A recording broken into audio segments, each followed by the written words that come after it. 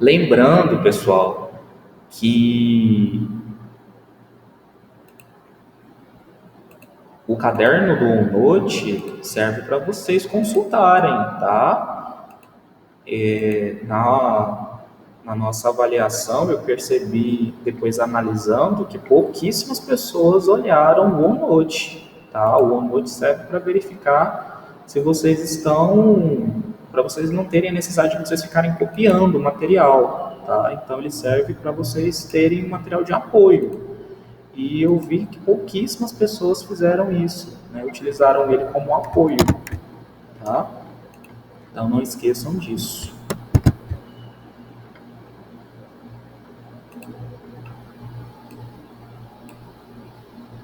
Peraí.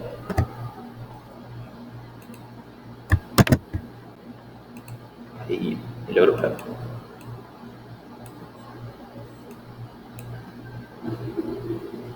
Ok? Hoje, nós vamos vamos começar a abordar um conteúdo novo, né? Então, a gente vai sair de soluções, a gente vai sair do módulo 1 e a gente vai entrar, propriamente dito, no módulo 2, tá? O módulo 2, ele é dividido em duas propriedades, né? Ele é dividido em termoquímica, que vocês já devem estar vendo com a Ariane, né? E ele é dividido também em cinética química, que vocês vão ver comigo, tá? Inclusive, já tem até um experimentozinho montado aqui para vocês, daqui a pouco. Vou dar um jeito de fazer com que dê tudo certo, todas as organizações deem corretamente, mas já tem um experimentozinho aqui pronto para a gente poder trabalhar, tá bom? E aí, o que é uma cinética química, né? Uma cinética química, ela é uma área da química que ela estuda a velocidade. Eu pensei que está meio cortando, vou deixar assim. Cinética química é a área da química que estuda a velocidade das reações, tá? E os fatores que vão alterar nessa velocidade. Tá? Então, a cinética química está preocupada com isso. Ela está preocupada com a velocidade da reação. Vou até marcar em negrito aqui. A cinética química está preocupada com a velocidade da reação, né? E ela está preocupada com os fatores que alteram essa velocidade. Todos os fatores que alteram essa velocidade. Tá? E ela também está preocupada em mostrar quais seriam estes fatores e quanto que eles alteram na velocidade e de que forma que eles alteram nessa velocidade, tá? Lembrando que as reações químicas são os resultados de ações que vão ocorrer entre substâncias para formar outras substâncias, né? Isso não é sempre, né? Por isso que eu coloquei aqui, geralmente forma outras substâncias, mas não é sempre. Lembra que a gente estava conversando também, não lembro o dia, mas a gente já conversou, por exemplo, da reação de formação da água, né? Ou da reação de formação da água e da reação de transformação da água do estado sólido para o estado líquido, para o estado gasoso. Continua sendo água, mas é uma reação que ela está dentro da química, né?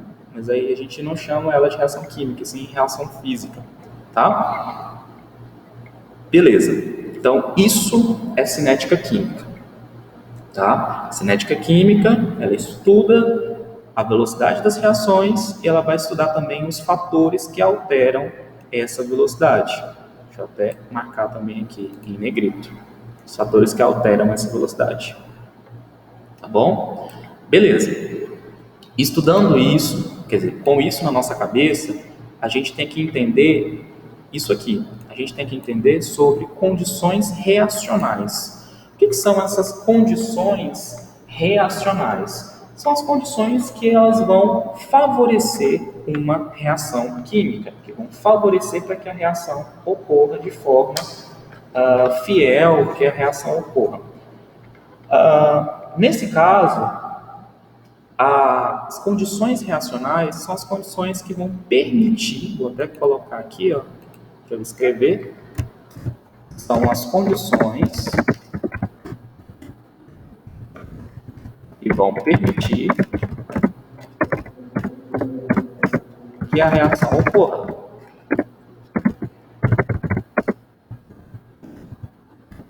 Com uma determinada velocidade,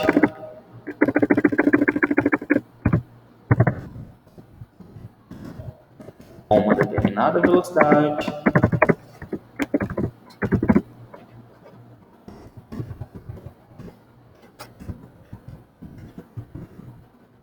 ok?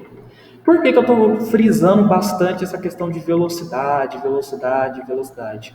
Porque algumas reações a gente pode aumentar a velocidade da reação e em outros momentos a gente pode diminuir a velocidade da reação, tá? Isso depende bastante do que a gente está trabalhando, tá? Nesse ponto, a gente teria que entender um pouquinho sobre espontaneidade de reação, né? Uma reação que ela é espontânea e uma reação que ela não é espontânea. Vocês devem estar vendo isso lá com a Ariane em termoquímica, né? Das reações que são exotérmicas e das reações que são endotérmicas, provavelmente. As reações exotérmicas e endotérmicas a gente também pode trocar por um outro nome. A gente pode falar o seguinte, ó, a reação ela é espontânea ou a reação ela não é espontânea, né? E o que significa essa questão de espontaneidade e não espontaneidade? A gente fala da espontaneidade em respeito se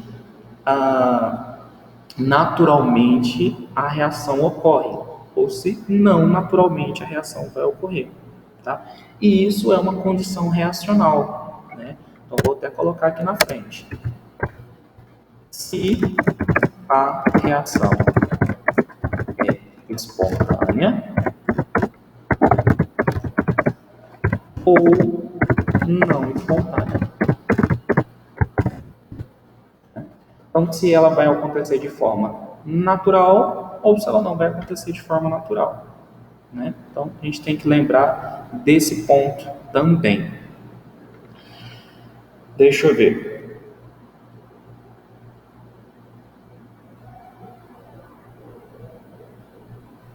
Isso. Tá bom? Então, esse é o ponto mais importante que a gente tem que ter na nossa cabecinha. Tá? Vou até marcar aqui de vermelho. Em negrito. E com esse negócio aqui preto. Em preto? Não. Com esse negócio aqui em azul.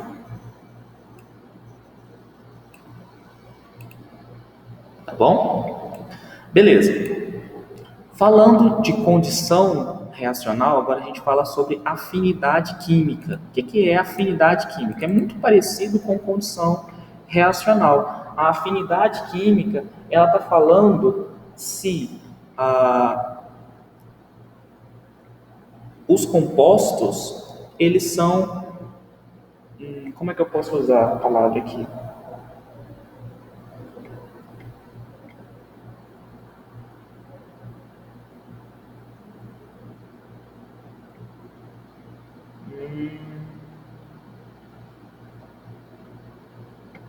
Eu não sei usar, eu não sei trocar essa afinidade química. Espera aí que eu estou tentando aqui. Colocar um termo mais fácil pra gente. Tá, vou usar esse termo, não sei se vai ficar claro para vocês. A afinidade química ela é relacionada ao seguinte: a substância que eu estou trabalhando, o composto que eu estou trabalhando, ele vai reagir com o outro composto, né? O hidrogênio vai reagir com o oxigênio? Como que ele vai reagir, né? Então eu estou falando de reação, eu estou falando de reatividade. Por isso que a condição reacional ela é muito parecida com a afinidade química, né? Então, o que é afinidade química? A afinidade química é o material que eu estou trabalhando, ele é suscetível a uma reação, né? A substância que eu estou trabalhando é uma substância que vai permitir uma reação. Então, isso é afinidade química, tá? Então, afinidade química, eu vou até anotar aqui, é a capacidade da substância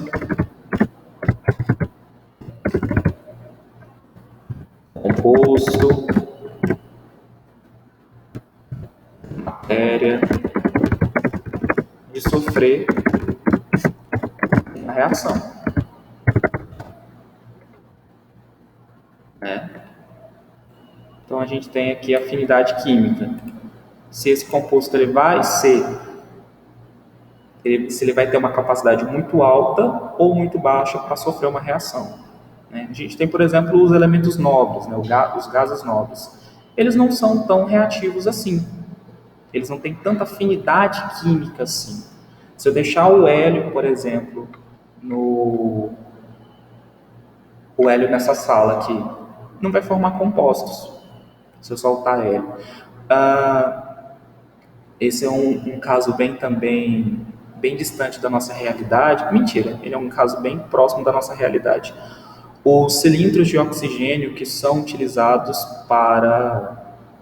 nos hospitais, né, para o tratamento do pessoal que está com Covid.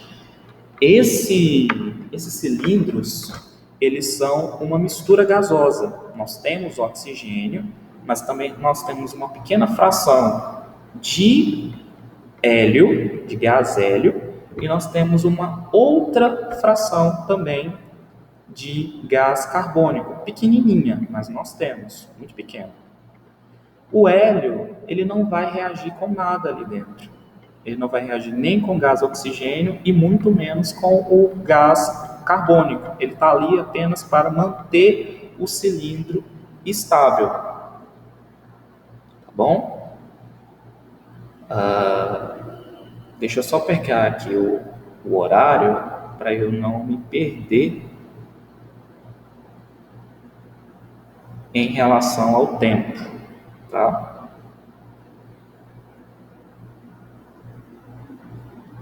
Tá, 10:10. Não, 9:25. Ok. Até aqui tudo bem? Até aqui alguma dúvida?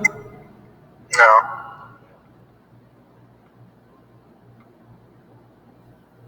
Mais alguém?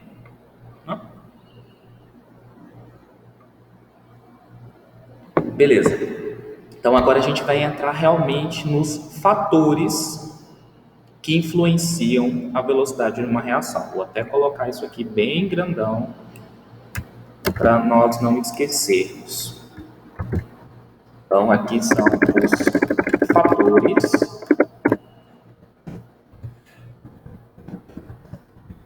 que influenciam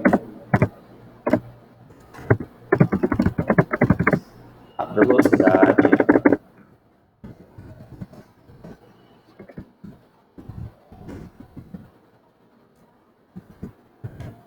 de uma reação. Ou seja, esses fatores que eu estou falando é o seguinte: a reação ela vai acontecer de uma forma mais rápida ou mais lenta. Tudo vai depender destes fatores, tá? Então, esses fatores aqui são muito importantes para determinar a reação vai acontecer de forma mais rápida, a reação vai acontecer de forma mais lenta, né? Tudo vai depender desse pessoal aqui, né? Então, a primeira delas é as colisões. Como assim colisão, pessoal? Professor? Você tem que imaginar que quando a gente está falando de uma reação química, eu estou falando de átomos. Átomos que estão em determinado espaço, né? E esses átomos que estão em determinado espaço, às vezes é meio complicado da gente entender esses átomos. Por isso que a gente utiliza o modelo atômico de Dalton. Então a gente imagina que os átomos são bolinhas, né? E que essas bolinhas estão se movimentando no espaço, tá? Então ali nós temos o reagente AB no desenho, tá? Reagente AB e o reagente XY. Esses dois reagentes, eles têm afinidade química, né? E eu tenho ali uma condição para que eles reajam, né? Então, eu tenho uma condição reacional para que essa reação ocorra. Então, novamente, eu tenho o composto AB e eu tenho o composto XY. Os dois têm afinidade química e os dois estão em uma condição reacional. O que vai acontecer? vai acontecer o seguinte: esses dois compostos, em um determinado momento, eles vão se chocar, tá? Eles vão se colidir. Quando eles se colidirem, lembre-se que aqui eu estou falando de reações que ocorrem porque elas têm condições reacionais e têm afinidade. Então, quando essas reações ocorrem, quando esse choque ocorrer, eu vou ter uma troca de posição. Então, o átomo A que estava ligado com B, ele vai se ligar com o átomo X e o átomo B vai se ligar com o átomo Y. Por quê, professor? Porque no momento que ocorreu o choque, ocorreu uma quebra e uma formação de uma ligação. No caso aqui, formação de duas ligações. Então, se quebrou duas ligações, vão formar duas ligações. E esse processo a gente chama de teoria de colisão. Tá? Colisão por quê? Porque esse átomo, né, esse conjunto de átomos, eles vão colidir um com o outro, eles vão bater uns nos outros, e ali eu vou ter uma troca de posição. Tá? Para ficar mais fácil também, para a gente mostrar essa reação, eu mostrei para vocês nas bolinhas, e agora eu vou mostrar para vocês em forma reacional, né? Como se fossem nas ligações. Então, observa aqui, ó. Eu tenho o átomo AB e eu tenho o átomo XY. Né? Então, esses dois aqui são os meus reagentes. Eles estão em condições reacionais específicas, eles têm afinidade química. O que vai acontecer? Eles vão colidir. No momento que eles colidirem, não ficou muito bem organizado esse desenho, mas eu vou melhorar ele aqui para vocês. Observe o seguinte, ó. Vai ter... Peraí. No momento que eles se colidirem, observa aqui. Essa ligação AB e essa ligação XY, ela vai ficar enfraquecida, ela vai ficar fraquinha. Por quê? A ligação está sendo quebrada, está sendo rompida. Então, essa ligação AB vai ficar fraquinha e essa XY também. No momento que essa ligação aqui ficar fraquinha e essa também, essa ligação aqui vai ficar mais forte. Essa ligação aqui vai ficar mais forte, vai formar uma ligação. E essa outra ligação aqui também, BY, vai ficar mais forte. Tá? Então, ó, complexo ativado, que a gente chama, isso aqui, é quando, no momento da colisão das duas moléculas, duas ligações são rompidas e duas ligações são formadas ao mesmo tempo. Tá bom? Duas ligações rompidas e duas ligações formadas. Isso eu chamo de complexo ativado. Tá? Depois da reação, nós temos os produtos formados. O que é o produto formado? O produto formado é o que foi formado no complexo ativado, ou seja, na colisão entre essas duas moléculas. Tá? Deu para entender o que eu falei? Alguém ficou com uma dúvida sobre isso? A hora de falar é agora.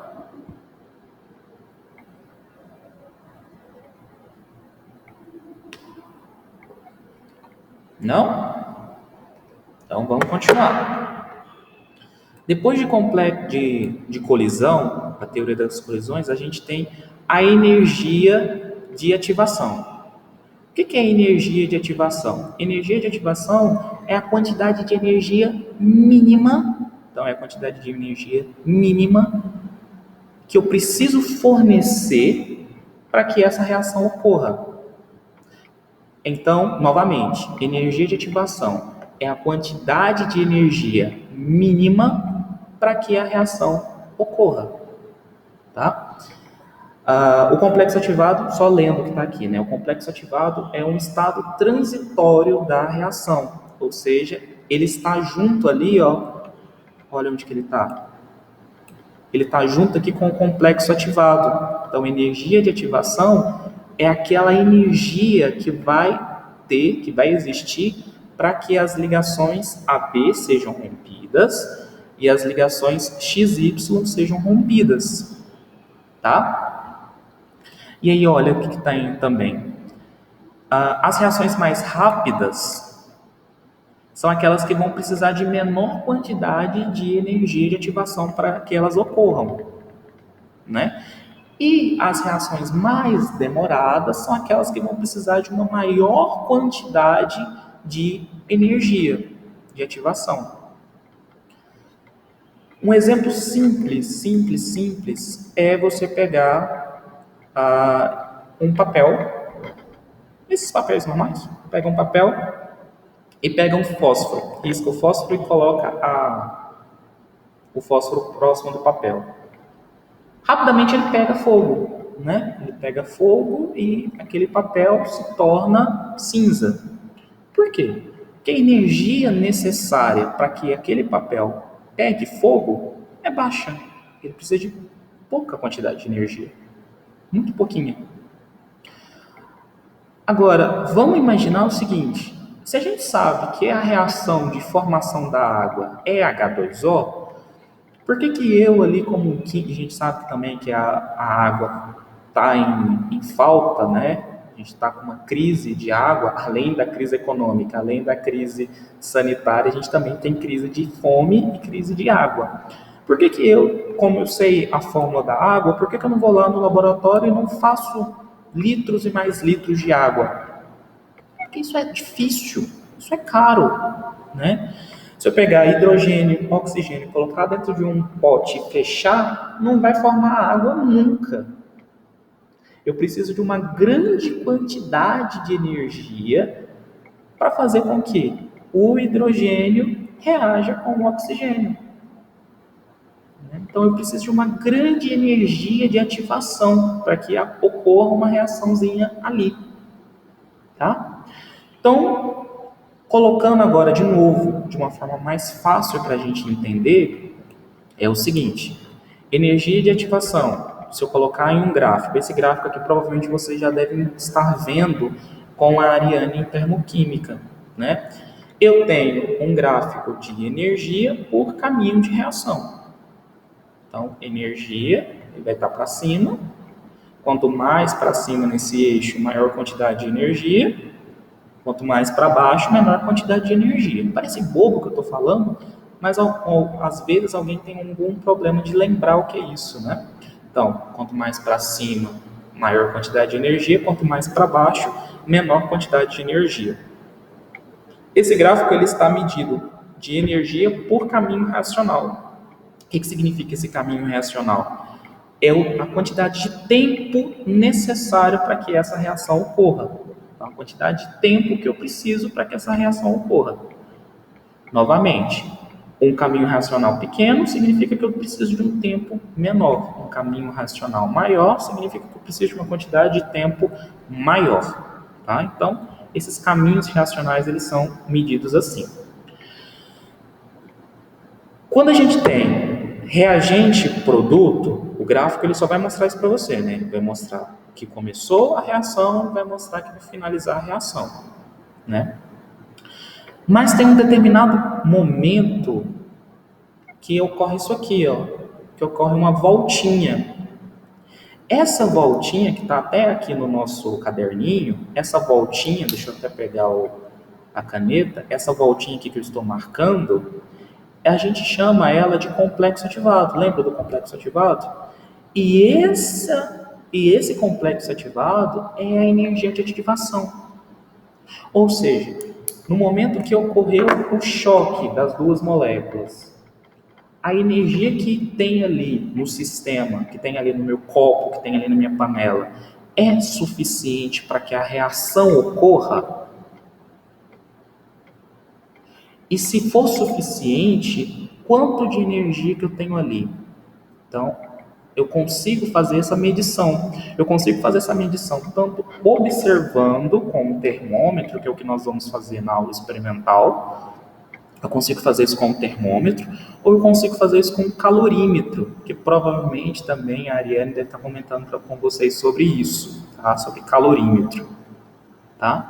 Então, novamente, energia de ativação é a quantidade de energia necessária para que aquela reação ocorra, para que aquela reação possa ocorrer, tá? E essa energia de ativação é o que eu chamo de complexo ativado, que é o momento onde ocorreu a colisão das moléculas, tá? Das moléculas ou de várias moléculas ao mesmo tempo, tá? Então, é o momento que ocorreu essa colisão. A gente chama de complexo ativado, tá bom? Novamente, se eu tenho um complexo ativado muito pequenininho, eu vou ter uma energia de ativação muito pequenininha, o que significa que a reação ocorre de forma mais rápida. Agora, se eu tenho um complexo ativado muito grande, significa que eu tenho uma energia de ativação muito grande e significa que a reação vai demorar mais para acontecer, a reação é mais lenta. Só a título de curiosidade, não confundam esse gráfico aqui de energia de ativação com o gráfico de termoquímica que vocês devem estar vendo com a Ariane. Deixa eu até mostrar esse gráfico para vocês. Que o gráfico que vocês devem estar vendo com a Ariane é mais ou menos assim, ó. Tem o gráfico também de energia por caminho de reação, e aí você tem o gráfico do produto, do reagente do produto aqui embaixo, e você tem esse degrauzinho aqui. Lá a gente chama isso aqui de ΔH, ou seja, variação de entalpia. Deixa eu até marcar aqui. Chama esse gráfico aqui, ó, de ΔH, ou seja, a quantidade de energia necessária para que essa reação ocorra, né? Se essa reação ela vai ser espontânea ou se ela não vai ser espontânea. Se o ΔH é positivo ou se o ΔH é negativo. Perceba aqui que eu não falei de energia de ativação. Perceba que eu não falei também de complexo ativado. Eu só falei de espontaneidade de reação. Tá? E aí a mesma coisa do outro gráfico que vocês têm. Que é um gráfico mais ou menos... que é um gráfico mais ou menos assim. Reagente embaixo, produto em cima, e vocês têm isso aqui também, o ΔH. Esses dois gráficos aqui são de termoquímica, tá? Não é de cinética. Apesar que eu posso pegar esse gráfico e transformar ele num gráfico de cinética, tá? Por exemplo, olha para essa reação que está na figura, não a que eu desenhei, olha para a figura. Essa reação seria uma reação endotérmica ou seria uma reação exotérmica?